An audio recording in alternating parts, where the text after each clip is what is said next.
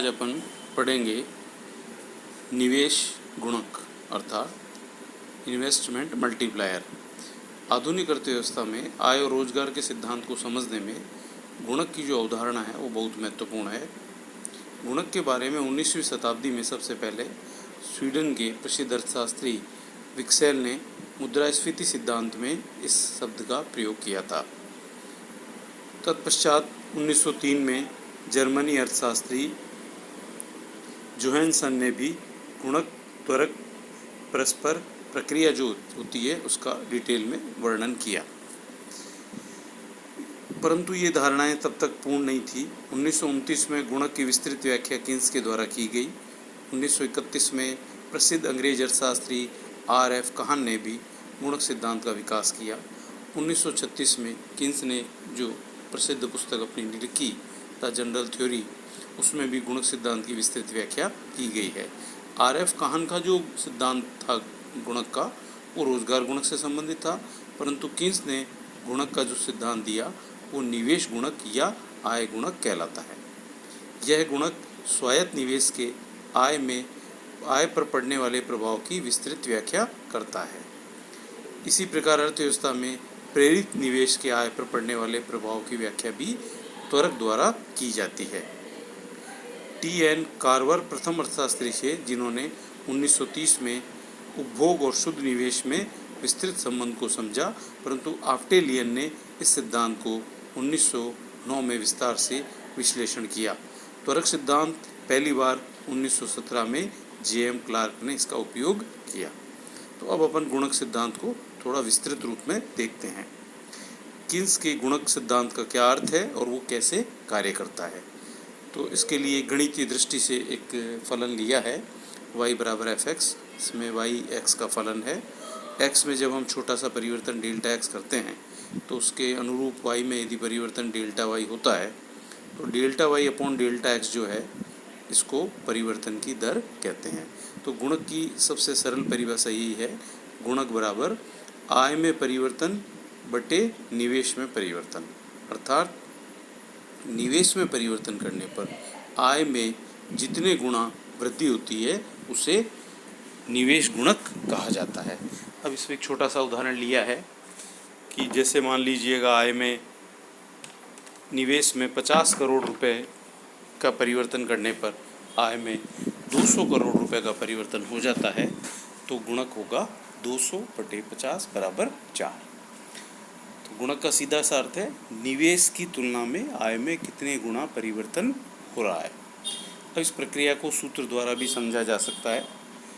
सामान्य एक सूत्र है y बराबर c प्लस आई। कुल आय जो है वो मांग की दृष्टि से उपभोग और निवेश का योग होता है, और उपभोग फलन का जो सूत्र है c बराबर a plus B Y. B यहाँ MPC है, अर्थात उपभोग की सीमांत प्रवृत्ति। अब इससे अगला समीकरण प्राप्त करते हैं हम, अवकलन के हिसाब से परिवर्तन करते हैं। डेल्टा y बराबर delta c plus delta i, और उपभोग फलन में भी जो परिवर्तन है डेल्टा c बराबर b प्लस डेल्टा y। इसमें a स्वायत्त निवेश होने के कारण परिवर्तन जो है इसमें 0 हो जाता है। सूत्र की स्थापना की गई है, थोड़ा सा टेक्निकल है सूत्र। तो अब जो सूत्र बनने के बाद जो बना है तो सूत्र एक्चुअली गुणक का सूत्र है गुणक k बराबर delta y upon delta i बराबर 1/1 माइनस MPC। ये गुणक का सूत्र है। जैसा कि आपने पूर्व में पढ़ा है कि MPC और MPS का योग 1 होता है, तो इसलिए आप इस गुणक को यूँ भी कह सकते हैं delta y upon delta i बराबर 1/MPS। ठीक है, तो ये जो गुणक का सूत्र है। अब हम इस सूत्र को कुछ उदाहरण के द्वारा स्पष्ट करने का प्रयास करेंगे। कुछ न्यूमेरिकल एग्जाम्पल ले रहे हैं। जैसे MPC है मान लीजिए 0, यानी सीमांत उपभोग प्रवृत्ति 0 है, व्यक्ति बिल्कुल उपभोग कर ही नहीं रहा। तो इस स्थिति में गुणक की वैल्यू होगी 1, क्योंकि MPC 0 है, अर्थात जितना निवेश बढ़ाएंगे उतनी ही आय बढ़ेगी। फिर अपन MPC को थोड़ा सा बढ़ाते हैं 0.5, तो K की वैल्यू आएगी 1/1 माइनस 0.5 यानी 2, यानी गुणक होगा 2 इस स्थिति में, यानी जितना निवेश बढ़ाएंगे उससे आय दुगुनी बढ़ेगी। तीसरी स्थिति ले रहे हैं, गुणक MPC को और बढ़ा रहे हैं 0.75। इस स्थिति में गुणक की वैल्यू आ रही है 1/1 माइनस 0.75, 1.25 होता है। तो इसको कैलकुलेशन करने पर ये 4 आएगा।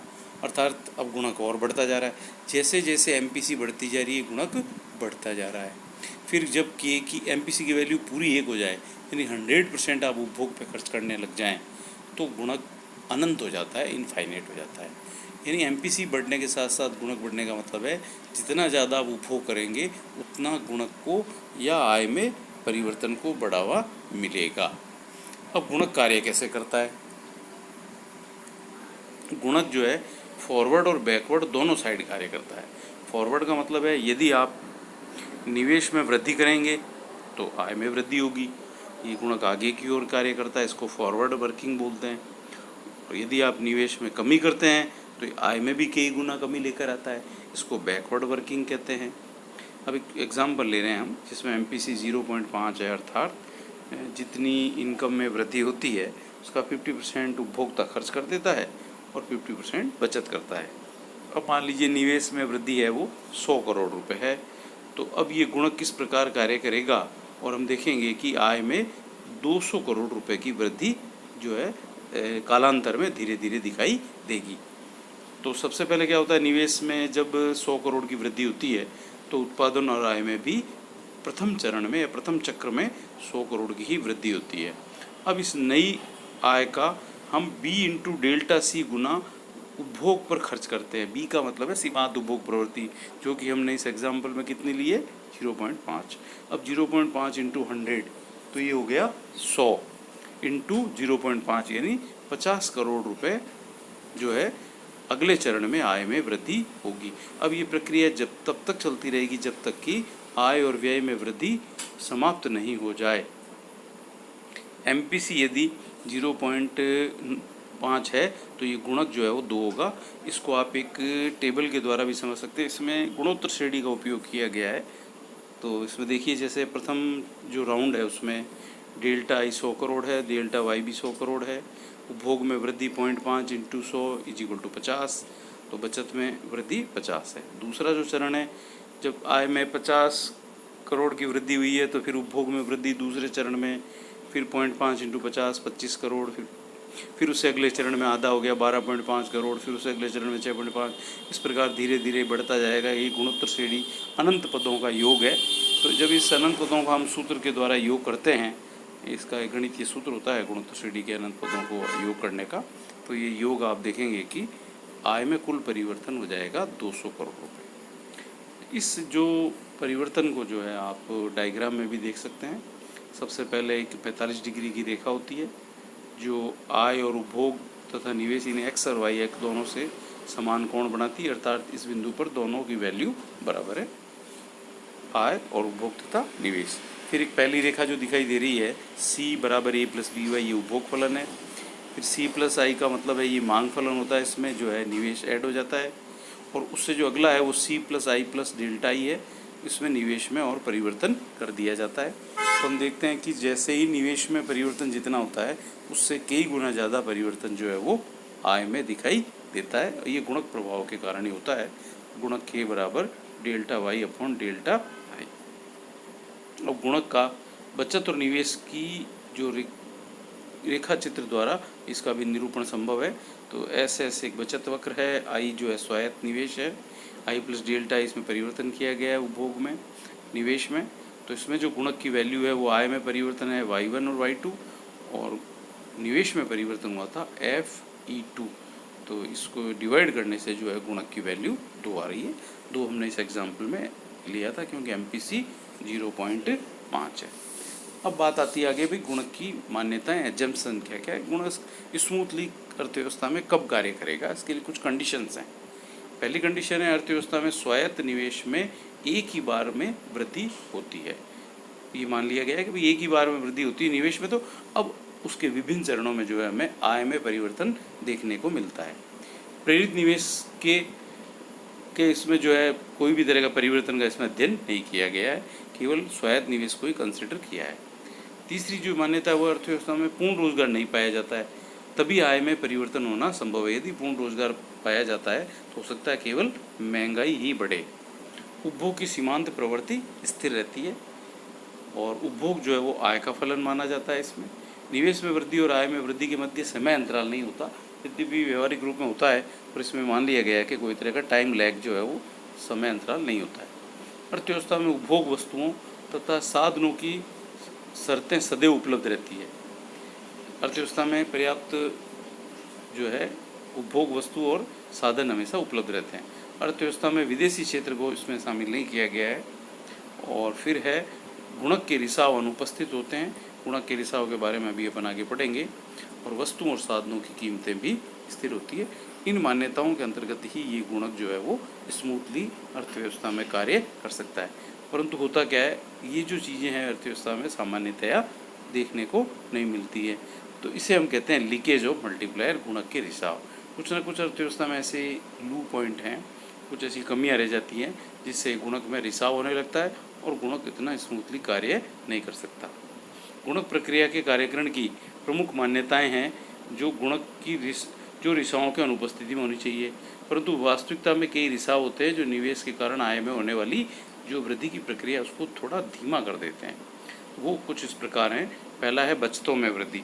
अर्थव्यवस्था में यदि बचत की सीमांत प्रवृत्ति जो FPS है वो जितनी ज़्यादा होगी तो गुणक का मूल्य उतना ही कम होगा। वो मंदी, वो अपन जो बात करते हैं बचत का विरोधाभास वाली, यदि हम ज़्यादा बचत करेंगे तो गुणक का जो प्रभाव कम हो जाएगा। तरलता पसंदगी, लिक्विडिटी प्रेफरेंस। यदि किसी देश की जनता सौदा, सतर्कता या सट्टा उद्देश्य के लिए नकदी ज़्यादा अपने पास रखना चाहती है तो निवेश में हुई वृद्धि से आय का अधिकांश भाग जो है वो उपभोग पर व्यय करने की बजाय निष्क्रिय नगद कोषों में चला जाता है। तो ये भी एक उपभोग में रिसाव माना जाता है। विशुद्ध आयातों में वृद्धि। यदि किसी राष्ट्र के द्वारा आयातों पर किया गया व्यय ज़्यादा हो तो हमारी जो आय का एक बड़ा पार्ट है वो विदेशों की ओर विस्थापित हो जाएगा और गुणक प्रभाव कम हो जाएगा। ऋण भुगतान। यदि मान लीजिए किसी देश में आय बढ़ती है और जनता उसका अधिकांश भाग उपभोग की बजाय ऋण भुगतान में काम में ले ले तो उपभोग जो है कम होने के कारण आय प्रवाह कम हो जाएगा। बैंकों में निष्क्रिय जमाओं में वृद्धि। देश में यदि बैंकिंग संस्थाओं द्वारा प्राप्त जमाओं का जितना अधिक भाग निष्क्रिय रूप में रखा जाता है, अप्रयुक्त रहता है वो, तो गुणक जो है वो धीमा हो जाता है। पुराने स्टॉक तथा प्रतिभूतियों का क्रय। यदि किसी बढ़ती हुई आय का उपभोग जनता जो है पुराने स्टॉक या प्रतिभूतियों को खरीदने में करती है तो शुद्ध निवेश की मात्रा कम होगी।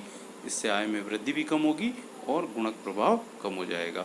कीमत स्फीति, ये महंगाई। जब अर्थव्यवस्था में कीमत स्तर में वृद्धि होती है तो उपभोक्ता वस्तुएं महंगी हो जाती है। परिणाम स्वरूप उपभोग व्यय में वृद्धि के बावजूद भी जो है गुणक कार्य नहीं कर पाता है। करारोपण। यदि सरकार टैक्स की दर बढ़ा दे, नए नए कर लगा दे तो जनता क्या करेगी, तो जनता का उपभोग व्यय घट जाएगा और इसके परिणाम स्वरूप भी रिसाव उत्पन्न होता है। अवितरित लाभ, अनडिस्ट्रीब्यूटेड प्रॉफिट। जब संयुक्त पूंजी कंपनी अपनी बढ़ी हुई आय को अंशदाताओं में नहीं बांटकर तब अपने पास ही शेफ रख लेती है तो उपभोक्ता के हाथ में आय नहीं आती और गुणक सक्रिय नहीं हो पाता। देश में अल्प रोजगार की अवस्था। जब देश में बेरोजगारी होती है तब आय में वृद्धि श्रृंखला कार्य करती है। जैसे जैसे पूर्ण रोजगार की ओर अर्थव्यवस्था बढ़ती जाती है वैसे वैसे गुणक क्षीण होता जाता है। अब गुणक की कुछ आलोचनाएं हैं, कई अर्थशास्त्रियों ने की है। उनका ये मानना है कि ये बेकार पहिया है। कीन्स ने जो है इस सिद्धांत का अस्पष्टतम भाग माना है और इसे एक जटिल निरर्थक उपकरण भी बताया है। तो उसमें पहला यही है कि ये पुनरुक्ति मात्र है। प्रोफेसर हेबर्लर ने बताया है कि ये पुनरुक्ति मात्र है, ये केवल एक गणितीय सूत्र जरूर है, ये व्यवहार में बिल्कुल नहीं पाया जाता है। स्थैतिक विश्लेषण। कीन्स के अनुसार गुणक जो है वो तात्कालिक प्रक्रिया है जिसमें समय पश्चता नहीं है। यह काल रहित स्थितिक संतुलन विश्लेषण है जिसमें आय पर निवेश में परिवर्तन का प्रभाव तात्कालिक होता है, जिससे उपभोक्ता वस्तुओं का उत्पादन उसी समय होता है और उपभोग भी तुरंत कर लिया जाता है। ये वास्तविकता नहीं है। तो इसमें त्वरक सिद्धांत की उपेक्षा की गई है। जैसा कि हमने देखा है कि प्रेरित निवेश में भी जो परिवर्तन होते हैं उस त्वरक सिद्धांत में उनका अध्ययन किया जाता है, उसका इसमें कहीं उल्लेख नहीं है। उपभोग और आय में जो संबंध है वो जटिल है। जितना आसानी से इन्होंने विश्लेषण किया है वो इतना आसान है नहीं। उपभोक्ता की सीमांत उपभोक्ता प्रवृत्ति जो है MPC वो सदैव स्थिर नहीं रहती। आय में बढ़ने के साथ साथ वो बढ़ भी सकती है या कम हो सकती है। बंद अर्थव्यवस्था की मान्यता है व्यवहारिक है। किन्स के जो गुणक विश्लेषण में अर्थव्यवस्था को बंद माना है, यानी विदेशी क्षेत्र का उल्लेख नहीं है, जो कि व्यवहारिक नहीं है। भूमंडलीकरण के जो इस युग में हम खुली अर्थव्यवस्था होती है तो इसकी कल्पना भी करना बेकार है। अब फिर भी इतनी कटु आलोचना होने के बावजूद भी ऐसा माना जाता है कि गुणक में कुछ मूलभूत ऐसी बातें हैं जो अर्थव्यवस्था में पाई जाती हैं, वो गुणक के महत्व को बिल्कुल दर्शाती हैं। गुणक, निवेश गुणक जो है आय और रोजगार के सिद्धांत में निवेश के महत्व को दर्शाता है। व्यापार चक्रों की व्याख्या करने में भी गुणक सहायक है। बचत और निवेश में साम्य स्थापित करने में भी ये धारणा उपयोगी है। पूर्ण रोजगार की नीति निर्धारित करने में निवेश का महत्वपूर्ण स्थान होता है। घाटे का वित्त प्रबंधन भी गुणक सिद्धांत को ध्यान में रखकर किया जाता है। सार्वजनिक निवेश के महत्व को स्पष्ट करने में भी ये सिद्धांत सहायक है। धन्यवाद।